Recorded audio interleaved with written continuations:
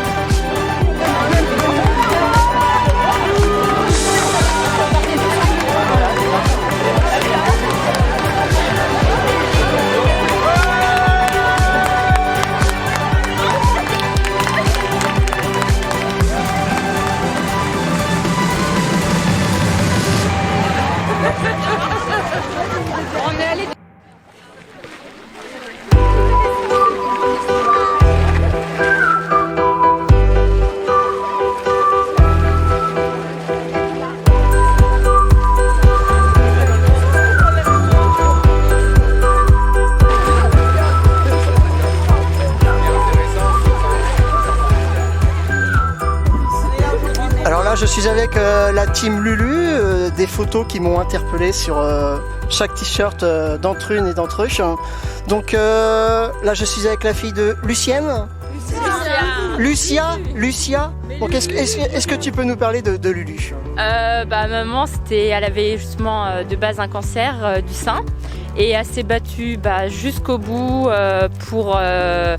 pour sa maladie, pour nous, pour toutes les personnes qui l'aimaient. Et du coup, aujourd'hui, on est là pour rendre hommage pour elle, pour sa combativité, sa joie de vivre, toujours optimisme, la joie de vivre. La joie de vivre jusqu'au bout, j'ai envie de dire? Oui. Ça a l'air unanime quand même. On est tous joyeux. Donc, ça va ma Lulu? Elle était tout le temps, oui ça va aller, vous inquiétez pas, ça va toujours. Ça va. Et voilà. Oui, elle remontait le moral à tout le monde. D'accord, de là où elle doit être très fière de vous tous, j'imagine. Oui. Elle est tous avec nous. Un très bel hommage à Lulu alors. Il y en a d'autres qui arrivent. Donc là il y a la famille et des amis alors. Là c'est la deuxième fille qui arrive. C'est pas la blonde. Donc un petit mot pour Lulu. On est tous là parce qu'il y a 3 ans on l'avait fait aussi sous la pluie, donc on n'avait pas le droit de pas venir avec ce beau temps. D'accord, donc c'était très important d'être là aujourd'hui, j'imagine. Oui, et puis ça fait que 2 semaines quoi. Elle est partie. D'accord, mais elle est toujours présente. Oui, bah, bien. Bah oui. Et elle le sera toujours. D'accord, bah écoutez, bonne journée à vous tous et en tout cas un grand bravo à toutes et à tous. Pour Lulu.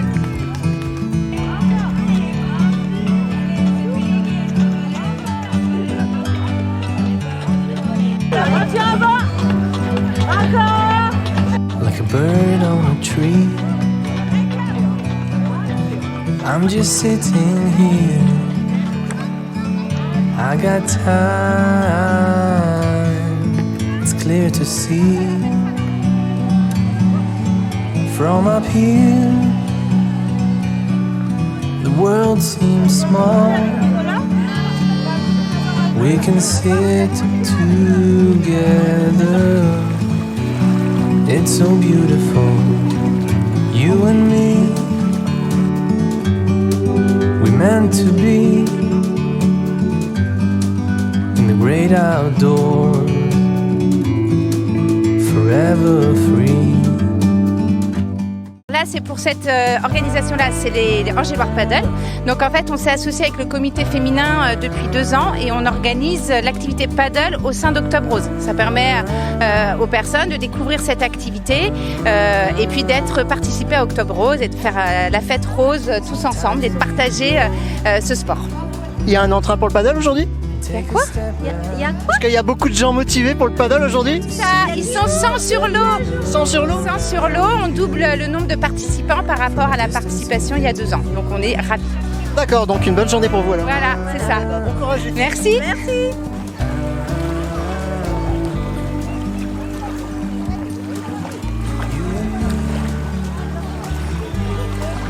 Meant to be.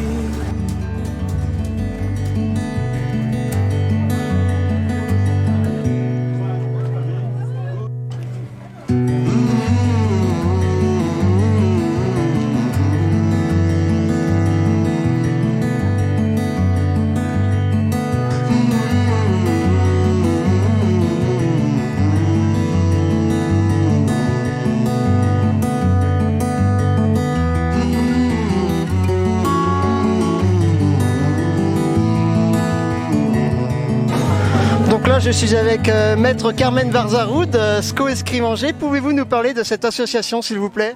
Bonjour, oui, je représente l'association SCO Escrime et dans notre association, on a aussi le sport et santé, notamment l'activité riposte, qui est une activité adaptée pour les femmes cancers du sein après leur opération ou pendant leur traitement, malheureusement, qui fait des dégâts. Donc, dans la pratique de notre activité, on s'en sert d'un sabre, donc celui qui est là, et puis à travers les gestes, on arrive à récupérer l'épaule, c'est celui qui est le plus impacté après la chirurgie, donc notamment le coiffe rotator. Et parmi les gestes qu'on pratique, on va aider la personne, soit empêcher l'emphodème de s'installer, soit récupérer la mobilité de son épaule.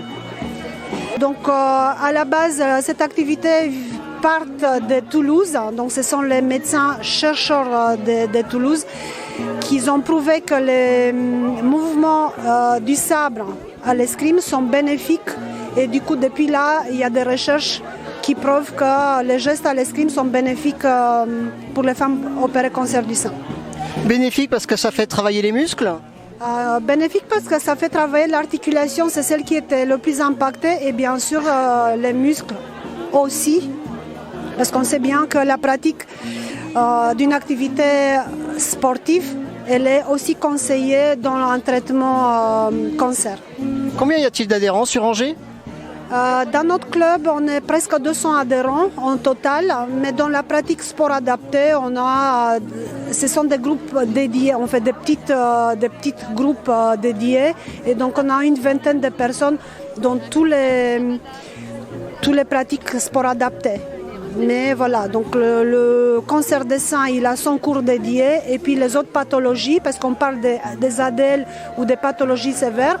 Donc les autres pathologies sévères, elles ont aussi des séances dédiées. Pour celles et ceux qui veulent vous rejoindre, qu'est-ce qu'il faut faire? Il faut juste se rendre à la salle d'armes. On se trouve à la piscine Jean-Bouin, au-dessus de la piscine. Il suffit juste de se présenter dans la semaine où il y a les cours, le mercredi ou le jeudi, ou juste essayer de nous joindre sur le site SCO Escrime pour avoir un rendez-vous et venir pratiquer 3 séances gratuites sans engagement. D'accord, merci beaucoup Madame Varzarou. Merci. Donc là, je suis avec 4 adhérentes de SCO Escrime Angers. Quelle est votre expérience, Madame Béchu?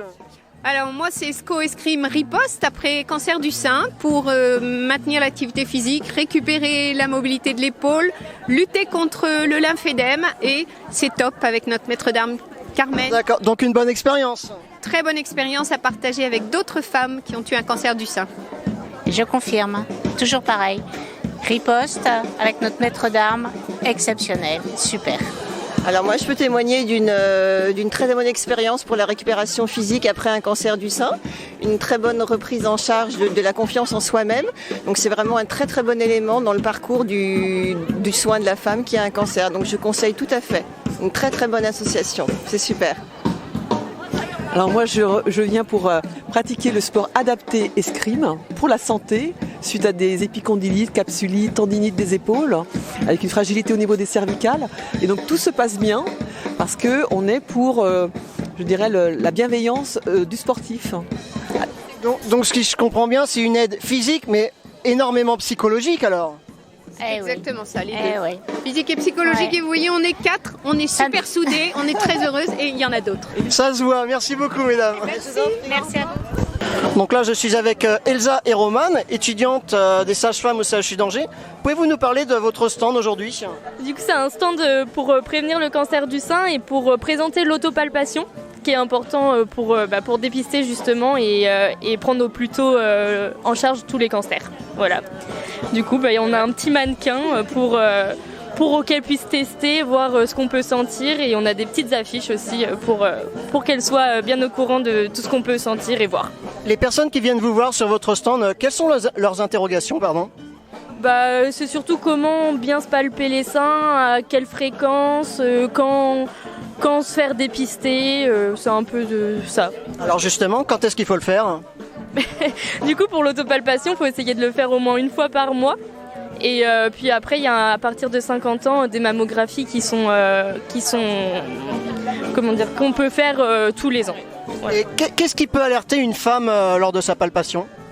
Si elle sent des grosseurs ou s'il y a des choses différentes sur son sein, par exemple des écoulements, des rougeurs, toutes ces choses-là.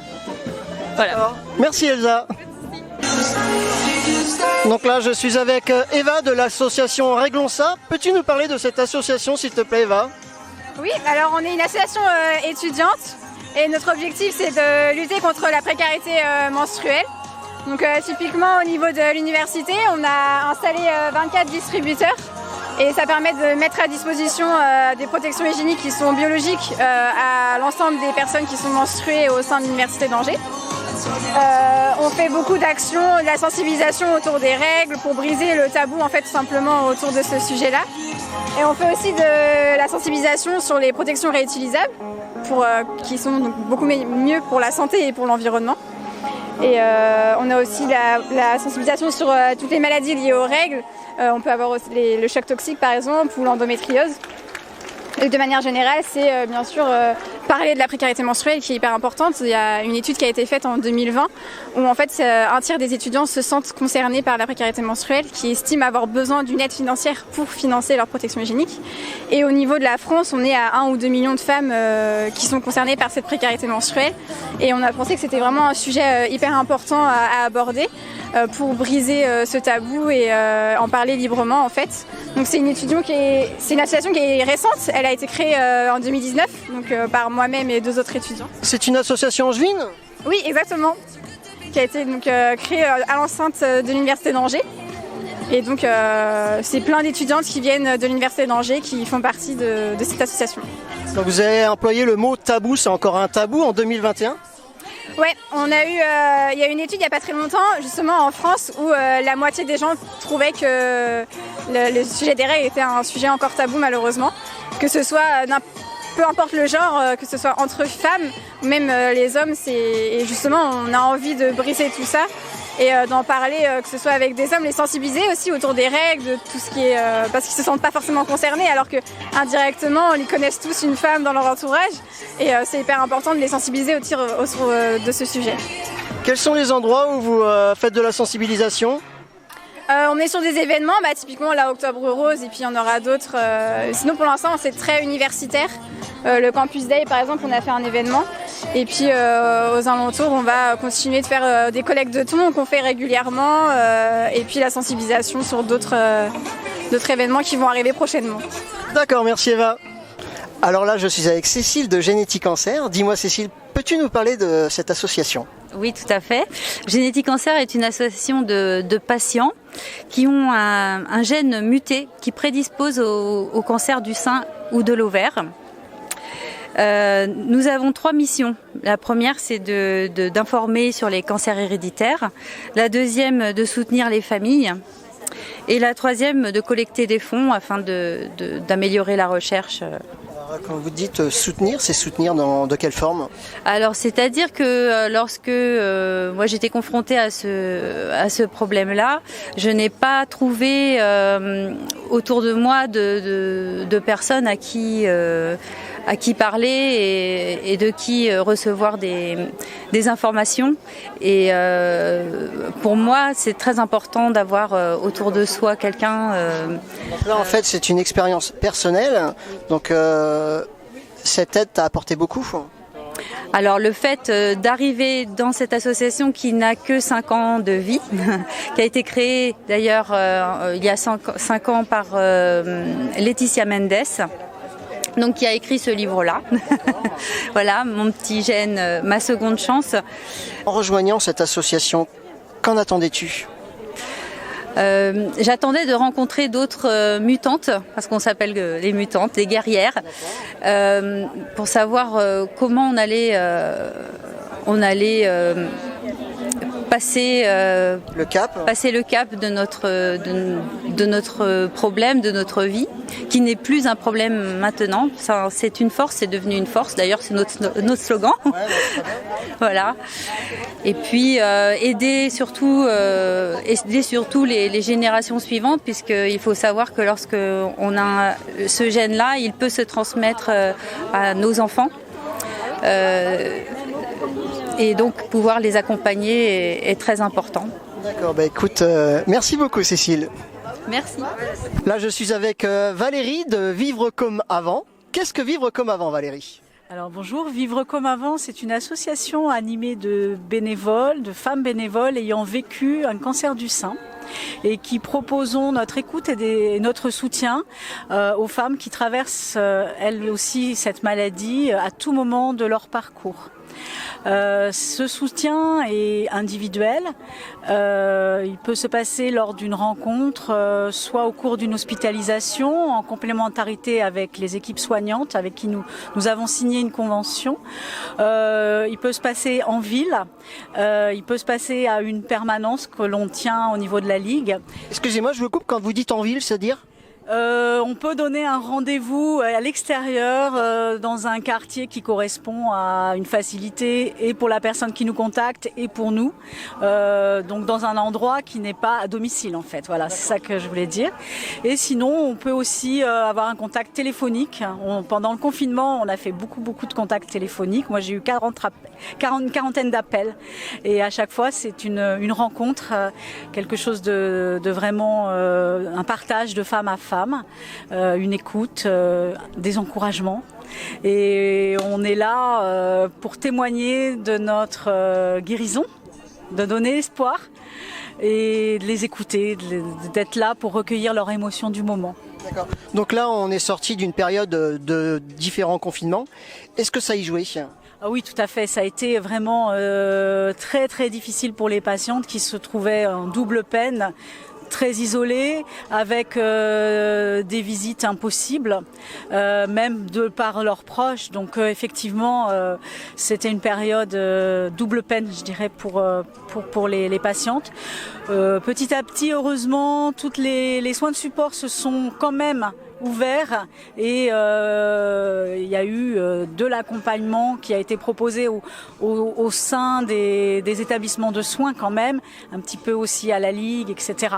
Mais là, on est très contente de pouvoir reprendre nos visites donc dans les hôpitaux avec qui nous avons signé les conventions, à Paul Papin et à la clinique de l'Anjou, et les équipes soignantes nous accueillent bras ouverts, très contentes de nous passer le relais aussi parce qu'elles font leur partie médicale. Nous, on est là pour redonner espoir sur la vie d'après.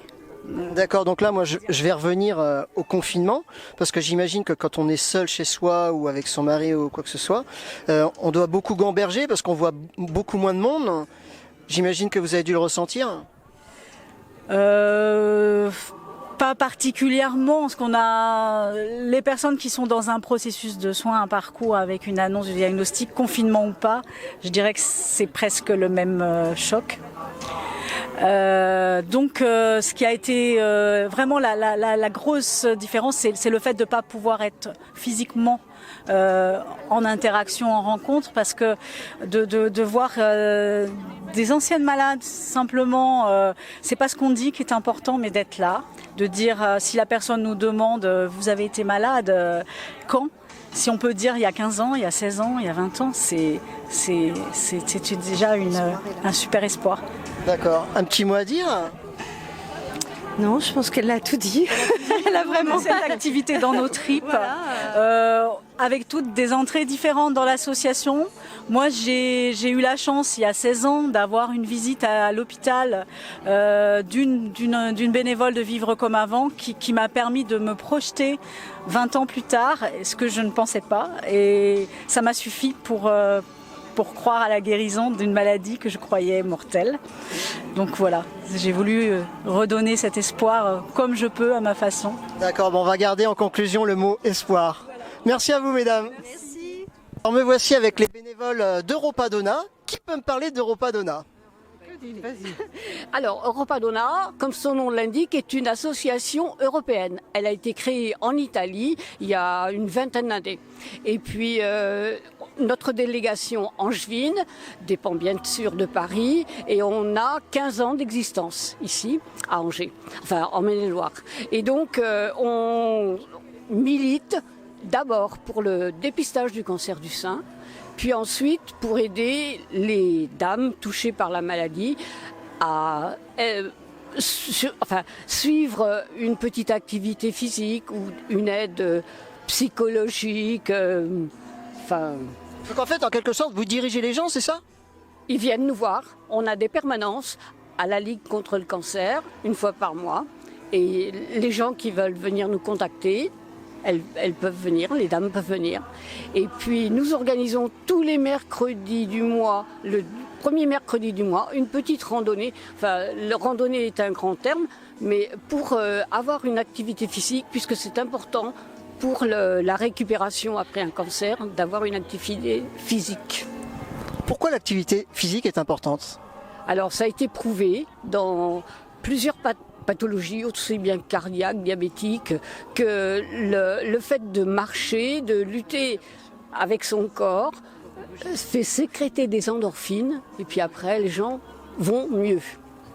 D'accord, alors donc quelqu'un qui veut rejoindre, quelle est la démarche ? Il faut aller où ?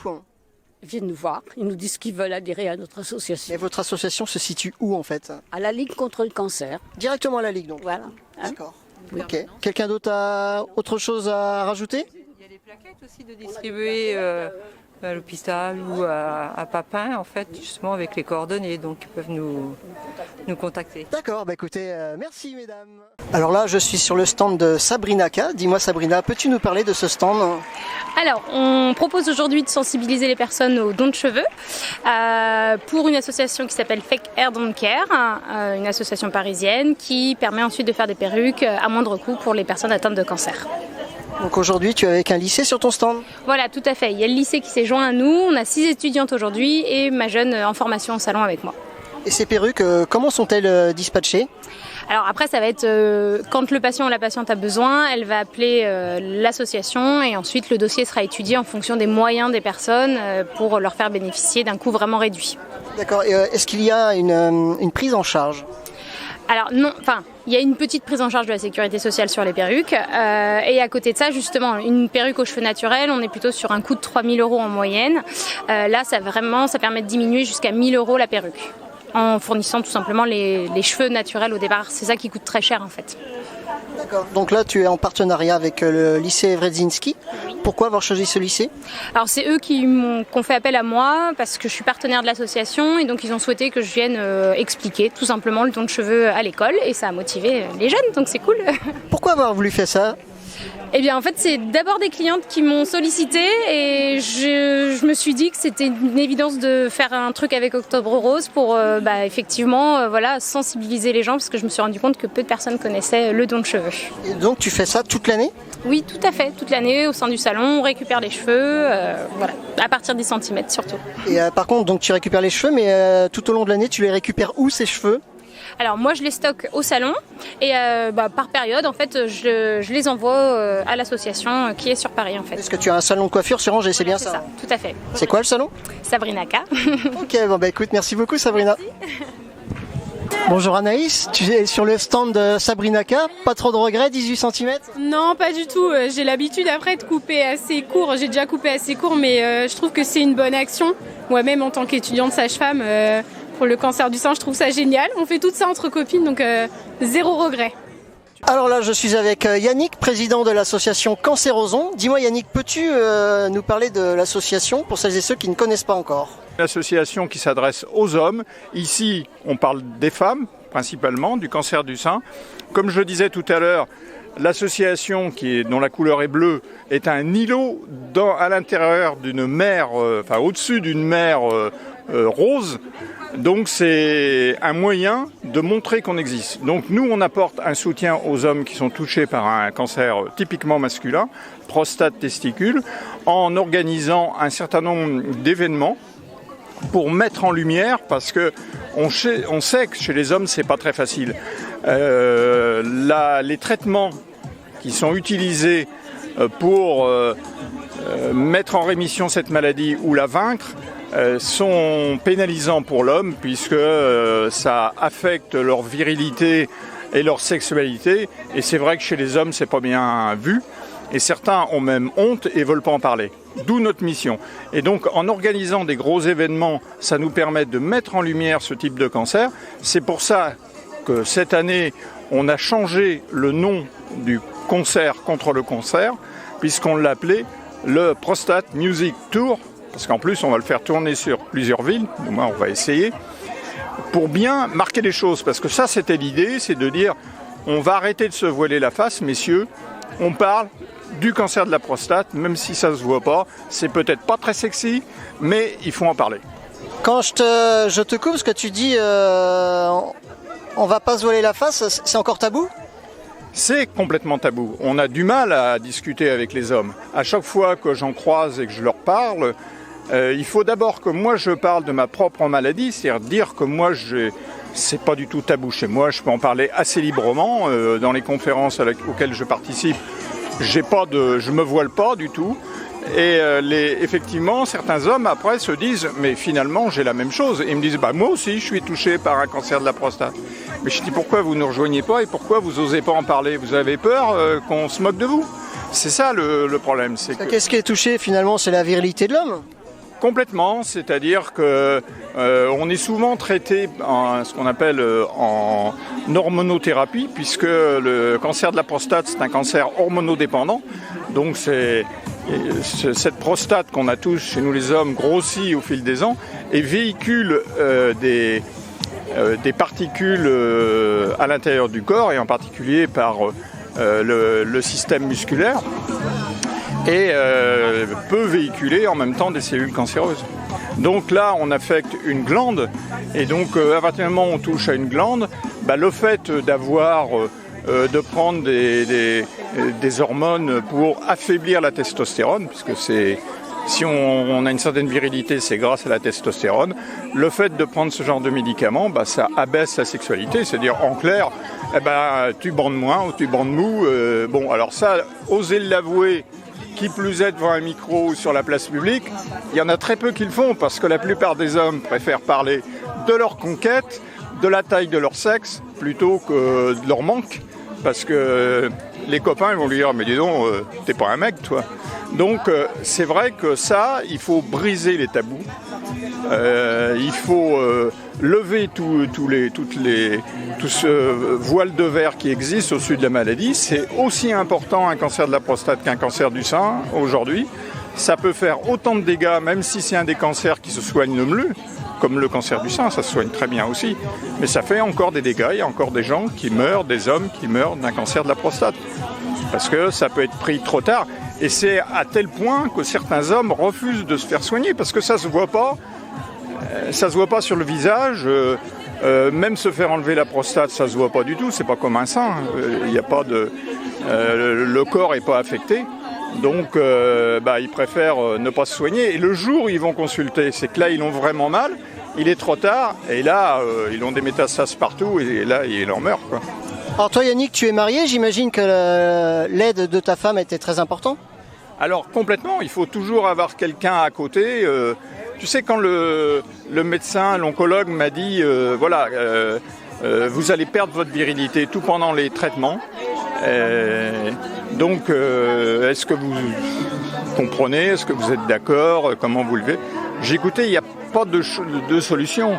Moi, je choisis de vivre plutôt que de faire l'amour. Et puis l'amour, c'est aussi aimer son conjoint, c'est vivre une expérience ensemble totalement différente. C'est pas obligatoirement l'acte sexuel. Donc ça m'a à aucun moment gêné. Et Annick, ma femme, le comprend très bien. Et ça fonctionne bien maintenant. On est très proches, on est même, je dirais, plus fusionnels qu'on pouvait l'être avant. Ce cancer, ça nous a rapprochés quelque part, quoi. Alors qu'à une période de notre vie, on était un peu comme tous les couples, un peu. La routine s'installait. Ouais, voilà. Tandis que là, maintenant, elle est attentive, on s'écoute l'un l'autre. On se rassure, et alors pour la petite histoire, c'est moi plutôt qui la rassure. Donc, parce que bon, je suis de naturel optimiste et je vois pas très bien. J'essaie justement de me battre au maximum contre cette maladie, mais quelque part, ça lui fait du bien aussi.